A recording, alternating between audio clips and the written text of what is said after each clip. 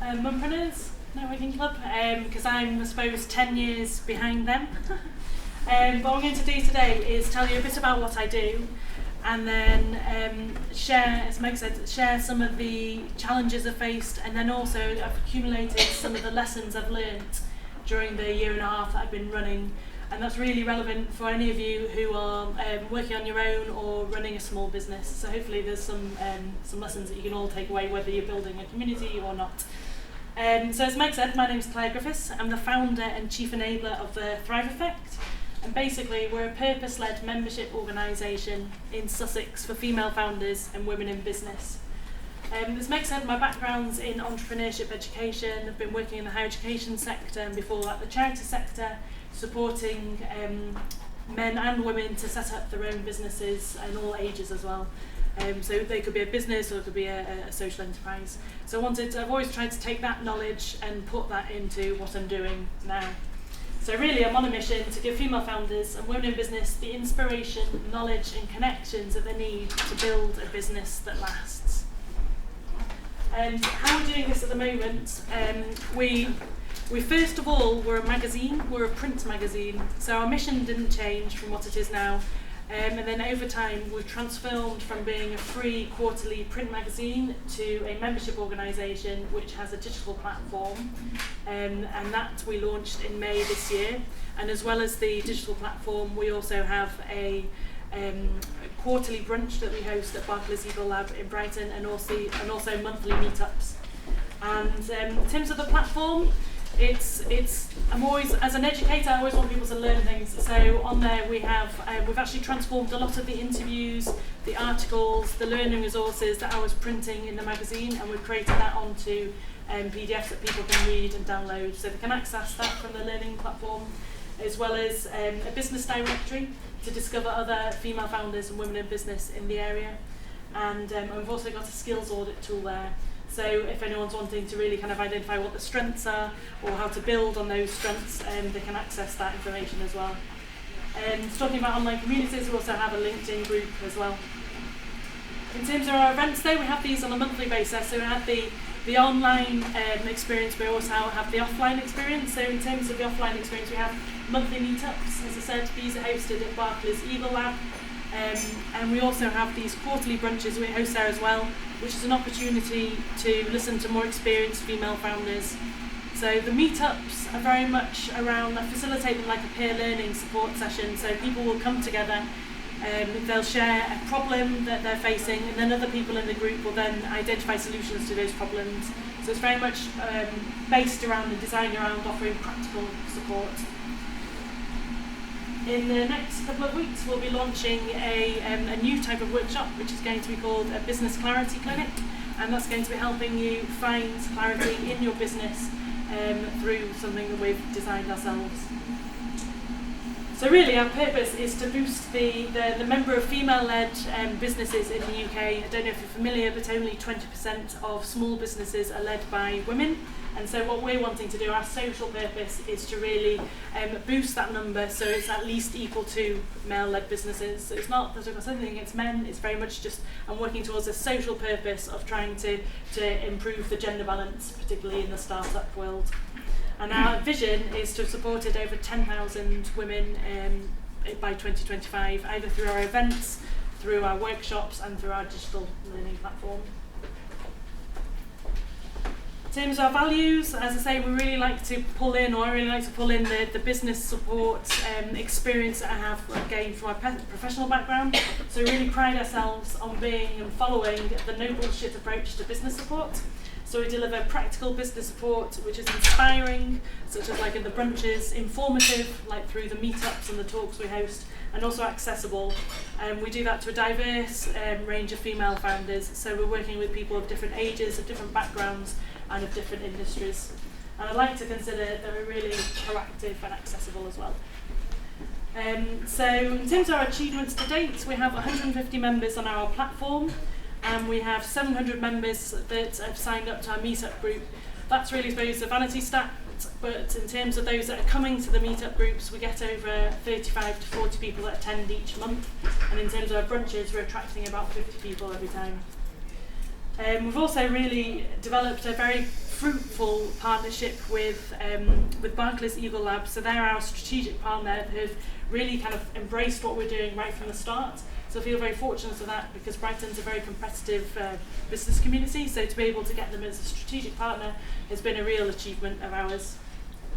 And the latest achievement I wanted to touch on is that we're now about to launch a meetup group in Hassocks.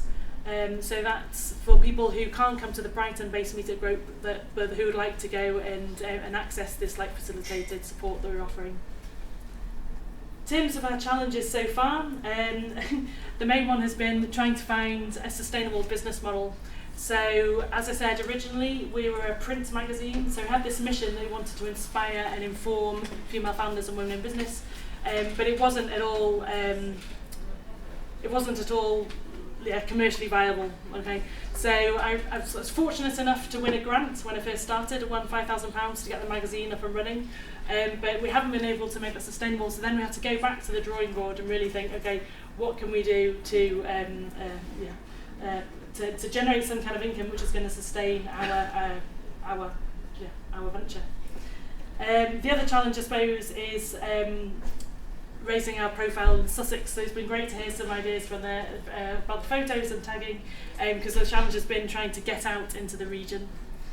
And finally, I suppose with us, one of the other challenges is trying to think about how we can get that balance between offering online experience and then also an offline experience. So we've gone from being a print magazine to really print magazine to then being the digital learning platform, and then now we're a bit of a mixture. And I suppose the challenge has always been trying to find what kind of an experience should we create for those who are wanting to access information from our learning platform compared to those that want to get stuff from our events.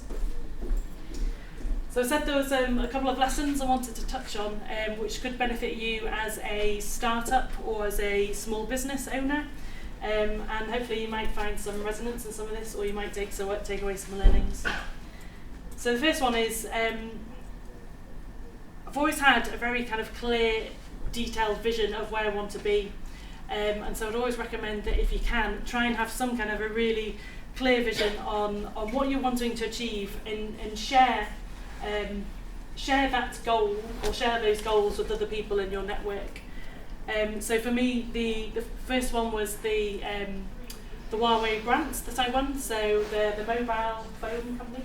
We've been in the press a lot. I won £5,000 to create my magazine, and that was the kind of first step in the whole startup story. And that was a national competition, and I remember thinking, okay, this money would really, really help me just get off the ground with my magazine. And I was like, well, what's going on? Hang on, it's a national competition. Is it regional? I was like, no, it's national. I'm really determined I'm going to win something. And I had this really kind of clear vision in my head, and okay, I hope. But the hope came through, and that was a great kind of starting point for starting the magazine.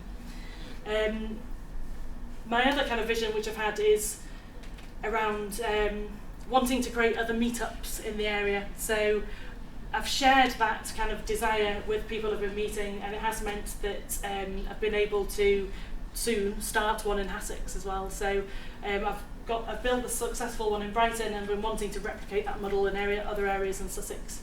And so kind of sharing that goal with other people has been really helpful, and now we'll be, as I say, in November we'll be launching one there. My second tip is really to think about experimenting with the business model. So, as I said at the beginning, our income originally was from the print magazine. We generated revenue through sponsorship, but that wasn't, I don't think it was very sustainable. So moving forward, we had to really revisit things, and we found now this model which does work for us, which is this sustainable model of membership. Membership for Thrive members. So that's really worked for us. But I would say for anyone who's starting up and is still tweaking with the business model, don't be afraid to pivot in some way. The third thing, and other people have touched on this, is think about how you can innovate. So really think about how you can be creative and apply new ideas to your business.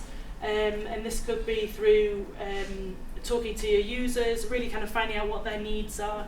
It's traditional market research at its best, but it can be a great way to come up with new ideas, and sometimes the best ideas do come from customers or your clients. And so don't underestimate the value of creating like new intellectual property with the people around you, particularly those that are using your services. For us, this could be we've developed new training materials, we're creating ebooks, and we've also created a few frameworks that are applying to certain events. And we've also in the process of creating a canvas that we'll use to help people find clarity in their business. The other thing I'd say, and particularly if you're wanting to raise profiles online as well, is just really partner up with people. For us, that really effective partnership has been with Barclays Eagle Lab. We are also members of other clubs and networks, such as like the Brighton Hove Chamber of Commerce and also the Good Business Club. But I'd really have a think about who are your partners that you could help raise your profile both on and offline, and just make sure that whoever you pick, you make sure you've got that you're sharing the same corporate values as them, or you've got shared values and common interests. And for us, as I said, it's been Barclays Eagle Lab, and we've been really fortunate that right from the beginning they've been very supportive about what we're doing. Not only has it helped us raise our profile, but it's also helped to like boost our kudos and extend our network both on and offline, particularly on LinkedIn. And yeah, it's something it's something you can't buy. So if you can, for whatever your industry is, if you can try and identify people who are a bit more established than you that you could partner up with, then I think it's great. Also, I think you should take advantage of the existing platforms. So it's great that we've learned lots about how we can improve our profile on LinkedIn. I'm a real fan of LinkedIn as a way to raise my professional profile and also extend my network. In terms of raising there or building the community, which is for us is on and offline, one of the effective digital platforms we've used is Meetup. So as I said, our Meetup group within a year has grown considerably, and that's happened quite organically as well as through like social media marketing activities. But for us, Meetup, Eventbrite and LinkedIn have been all very, very influential in helping us to build our own community. And as I said, then there are the like kind of the real life business networks such as the Chamber of Commerce and the Good Business Club.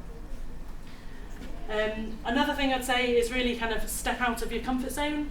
I'm an introvert, so doing something like this is quite nerve-wracking, but I push myself through it. So yeah, I always say yes to things.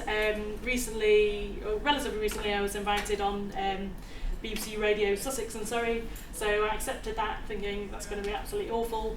It was pretty nerve-wracking, but I got through it. But I'd always say to anyone, just like really kind of step out of your comfort zone. It's horrible at the time, but you learn so much from it moving forward. So that's actually happened twice now. So the first interview I had on BBC Radio Sussex, didn't really think it went very well, but it was fine. I was invited back again. I was much more confident when I did that. And really recently, last month, I was on TV. So I was filmed by Latest TV for an interview about Thrive. So can be painful, but do just push yourself out of your comfort zone. It could be that you starting your own online community is one way in which you can kind of really push yourself forward. Do say yes to opportunities. You never know what really kind of comes from them. And something that really was great for us this year was this startup cruise that was hosted by New Haven Regeneration Group. I don't recognise anyone that went on there, but it was basically this fantastic opportunity for 40 entrepreneurs from Sussex to go from New Haven to Dieppe and meet 120 entrepreneurs there, do some networking, and just find out what it's like running a business in France. And then we all went back on a ferry. It was a very kind of surreal experience, but it was a really, really rich learning experience. It's really well facilitated, all the activities we had, and from then I've really built some great connections that I wouldn't have made otherwise. So saying yes, I was invited onto this cruise and it turned out to be fun. And my final tip, 7th tip, was about surrounding yourself by cheerleaders. So this is it. This is one place where you can build your network, surround yourself, and meet other people who are like-minded, lean on them when you need to. Something that I've been doing recently is accessing a mentor. So I have a mentor who's been helping me with my marketing, in particular digital marketing. He's been really good at really challenging my choices and making sure that strategically I'm making the right ones. Something that I've also set up for my members and also for myself is an accountability partner.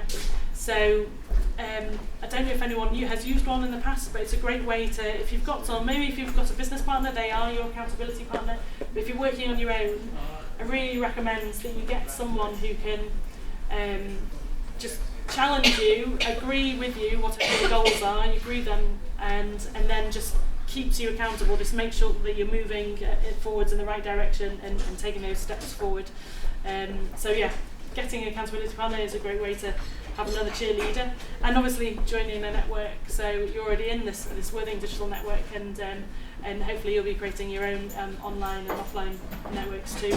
But I'll just really say, don't underestimate the power of supportive network. I've got a lot out of it myself, creating the Thrive network, and I can see the effect that it's having on other people as well.